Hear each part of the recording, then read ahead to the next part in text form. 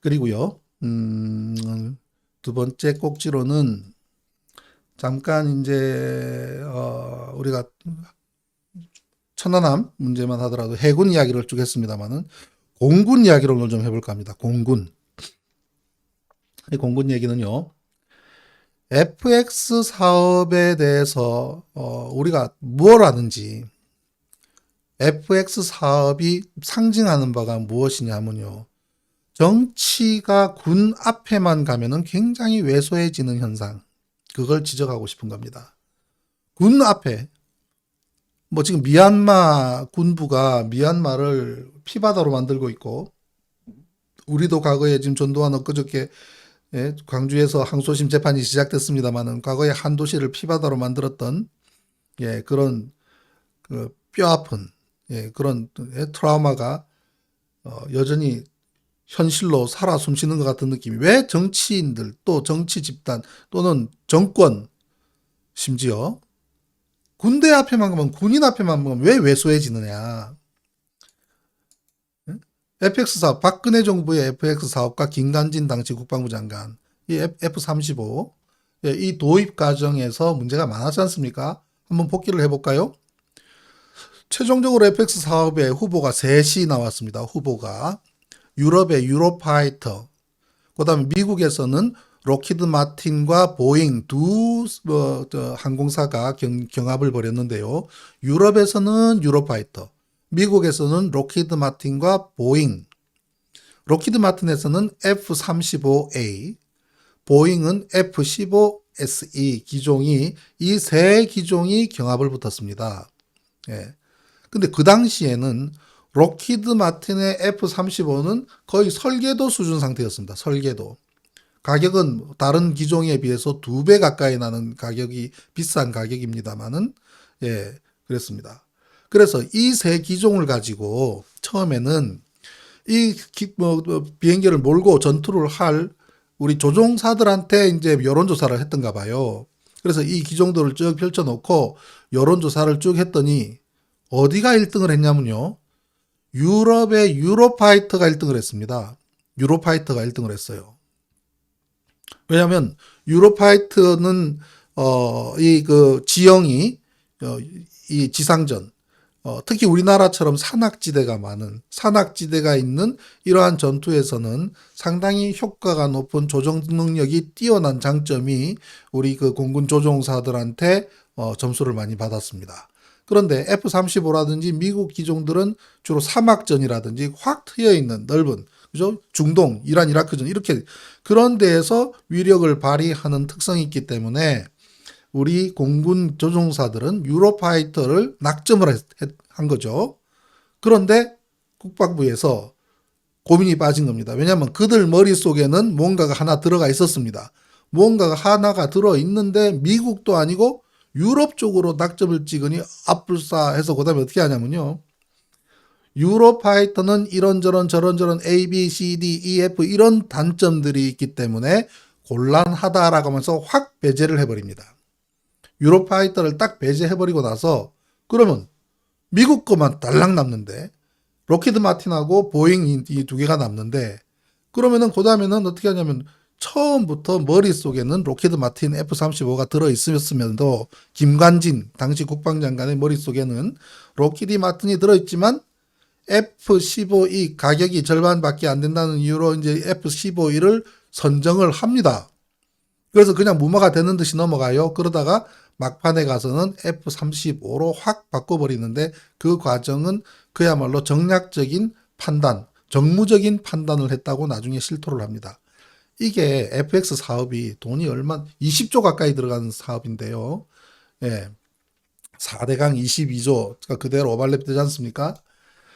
예, 기종에 대한 이런 뭐 비교를 해보면, 근접 공중전, 예를 들면 우리나라 같이 산악지대가 많은 곳에서 근접해서 공중전을 벌였을 경우에는 유로파이터가 최우수 점수가 나옵니다. 최우수. 예, 근데 이제 뭐 이런저런 여러 가지 무슨 스텔스 기능이라든지 뭐 이런저런 부분들이 또 F-35가 뛰어나고 있지만 F-35도 미국 내에서 처음에 지적사항이 500개나 나왔습니다. 500개나 지적사항이 나올 만큼 문제가 많았던 기종이거든요. F-35가. 그 다음에 이 세 기종 중에서 우리가 선정하는 과정에서 F-15라든지 유로파이터는 시험 비행까지 했지만 F-35는 시험 비행까지도 참여하지 않았습니다. 왜? 그 당시에 문제가 많았기 때문에 시험 비행했다가는 그냥 바로 잘릴 것이 예상이 됐기 때문에 한참 업그레이드 중이라고 하는 이유로 시험 비행조차도 하지 않았습니다. 예, 그렇지만 F-35로 결정을 내려버립니다. 김관진 국방장관은 그에 대해서 최고 성능이 좋았기 때문이라고 이야기를 하지만 김관진 전 국방장관이 주도를 해서 F-35 선정을 해버립니다. 예.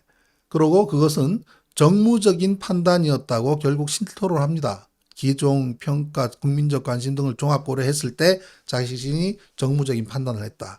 이게 이제 그 당시에 문제가 돼요. 문제가 되어서 우리 문재인 대통령님께서도 그 당시에 새정치민주연합의 대표로 계시면서 국정감사에서 이 문제를 정확하게 지적을 하십니다. 잠깐 우리가 한번 보면은 미국의 우리가 대미 무기 수입 현황을 잠깐 비교를 해보면 우리가 해외에서 수입하는 국가 중에 1등은 단연코 미국이고요. 62억 7,900만 달러. 이게 2009년부터 2018년 10년 동안, 2018년 현재 10년 동안에 62억 달러에 달하는 비용을 미국으로부터 구입을 했고요. 그 다음 2등이 독일, 그 다음 프랑스, 이스라엘, 영국, 스웨덴, 스페인, 네덜란드 쭉 해서 전체 94억 600만 달러의 무기를 수입을 했습니다. 10년 동안. 그리고 미국의 무기를 최대 소비한 나라 1등은 사우디아라비아고요. 2등이 호주, 3등이 아랍에미레이트, 4등이 한국입니다. 일본도 미국 기존 많이 가지고 무기를 산다고 하지만 우리나라의 절반밖에 되지 않습니다. 36억 달러 10년 동안 36억 달러 우리한테 딱 절반이고요. 대만도 절반이고요.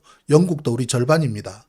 그만큼 우리가 미국 무기를 많이 사고 있는데 비행기, 항공기 FX 사업도 미국에 줬고 그다음에 또 우리 공군 조종사들이 유로파이터를 선호했음에도 불구하고 미국에 주고 거기다가 우리 소위 말하는 로키드 마틴 키드라고 하지 않습니까? 로키드 마틴으로부터 장학금 받는 사람들이라는 의미로 로키드 마틴 키드라고 하는데요. 그런데 말입니다. 알고 봤더니 핵심 기술 4개를 이전을 해주지 않는다는 거죠. 처음 계약서 상에는 핵심 기술 전부 다 이전해 줄 것처럼 이렇게 되어 있는데 핵심 기술 이전이 되지 않는 전제 조건으로 F-35 전투기 40대를 도입하기로 한 것이 결국 드러나 버렸습니다. 중앙일보 보던데요. 이게 드러나 버렸습니다. 그 당시에 정경두 공군참모총장, 문재인 정부 들어와서 두 번째 국방장관이 되는 사람이지요. 그 당시에는 국방장관이었습니다. 정경두 공군참모총장이 국회에서 답변을 했습니다. 국감에서 기술 이전 가능, 알면서도 기술 이전 가능 공식 발표를 했지만 결국은 그거 없이 들어왔다는 사실. 그게 핵심 기술이라는 것은 동시에 여러 목표물을 감시할 수 있는 기능이라든지 악천 후의 목표물을 찾을 수 있는 기능이라든지 적의 전자광학 표적을 추적하는 장비라든지 그다음 고출력 전자파를 발사해서 상대방 적의 전자기기를 무력화하는 그런 기능들, 이러한 FX 사업에 있어서의 핵심 기술을 이전해 주기로 이야기를 해놓고 계약서에는 쓰지 않습니다. 계약서에서는 쓰지 않고 계약서에는 기가 막히게 적혀 있습니다. 노력한다. 이전해 줄기로 그래서 노력한다라고 적어놓고 계약을 했다는 겁니다. 얼마나 황당한 얘기입니까? 이것이 박근혜 정부 시절에 FX 사업이 미국의 로키드 마틴 쪽으로 쭉 흘러간 배경이고요. 자, 그 다음은 뭐냐? 그 당시에 문재인 대통령님께서 새정치민주연합의 당대표로 계시면서 이 문제를 가지고 깊숙하게 추적을 하십니다.